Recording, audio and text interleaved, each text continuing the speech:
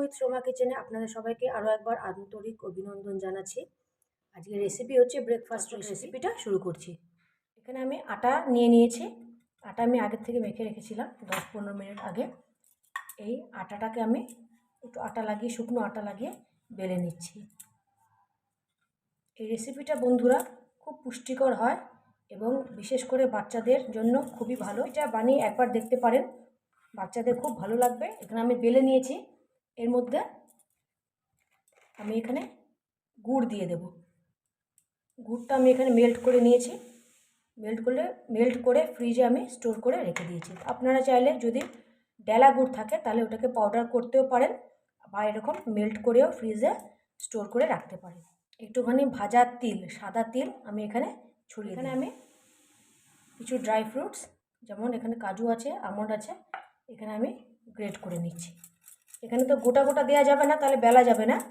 তো এই ড্রাই ফ্রুটসগুলো আমি এখানে গ্রেট করে দিচ্ছি। এই রেসিপিটা বন্ধুরা পুরো দেখার পর যদি আপনাদের ভালো লেগে থাকে তাহলে আমার আজকের রেসিপি ভিডিওকে লাইক শেয়ার করবেন আর আমার চ্যানেলকে সাবস্ক্রাইব করবেন। আমি এখানে আমন্ড এবার গ্রেট করে দিচ্ছি।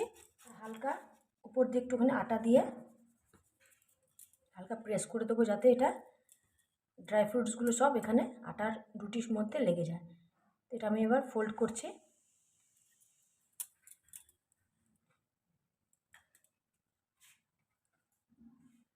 একটুখানি এবার আটা লাগিয়ে এটা বেলে নিচ্ছি।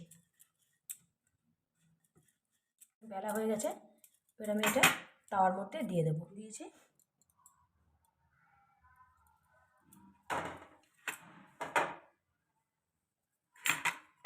এই পরোটাটা খেতে বন্ধুরা খুব ভালো লাগে, খুব টেস্টি হয়। আপনারা বাড়িতে অতি অবশ্যই একবার বানিয়ে দেখবেন, আপনাদের পরিবারের সবার খুব ভালো লাগবে। পাল্টে আমি শিখে নেব। পরোটাটা বন্ধুরা শাঁকা হচ্ছে, ততক্ষণে আর একটা পরোটা এখানে অন্য টাইপের বেলে নিচ্ছি। তো এখানে একটা ছোট্ট একটা লেচি বেঁচে গেছে, তো এটা দিয়ে আমি আপনাদের এক রকমের পরোটা বানিয়ে দেখাচ্ছি। তো এখানে এটা ভালো করে বেলে নিতে হবে। বেলে নেওয়ার পরে দিয়ে দিলাম, এভাবে গুড় মাখিয়ে দিলাম।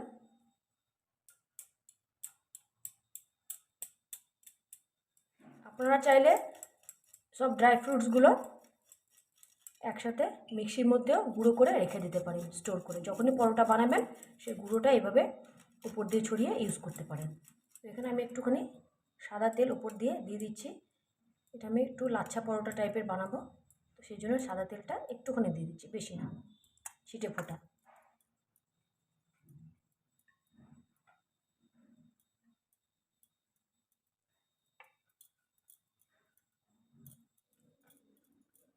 এভাবে গোল গোল করে ঘুরিয়ে নিলাম। একটু আটা লাগিয়ে নিচ্ছি।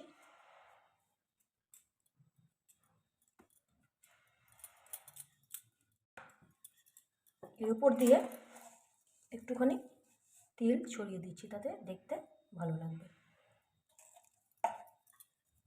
একটুখানি চেপে দেবো। এখানেও একটুখানি তেল ছড়িয়ে ওই একইভাবে চেপে দিলাম।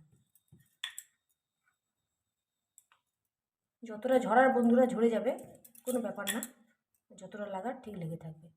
তো আমি এটা তাওয়ার মধ্যে দিয়ে দিয়েছি। বন্ধুরা দেখতে পাচ্ছেন খুব ভালো করে শাঁকা হয়ে গেছে।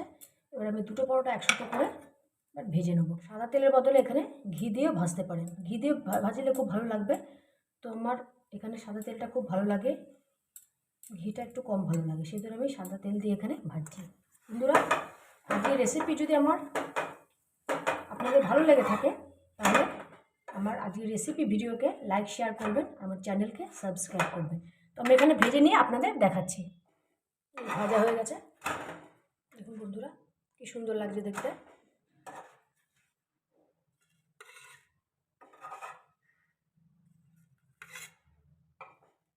বন্ধুরা আজকের রেসিপি আমি এখানেই শেষ করলাম। আবার নেক্সট পর্বে নতুন কিছু নিয়ে আপনাদের সাথে আবার দেখা হবে। আর অতি অবশ্যই বাড়িতে রেসিপিটা বানিয়ে দেখবেন, খুব ভালো লাগবে। আবার দেখা হবে, ততক্ষণে খুব ভালো থাকবেন এবং সুস্থ থাকবেন। নমস্কার।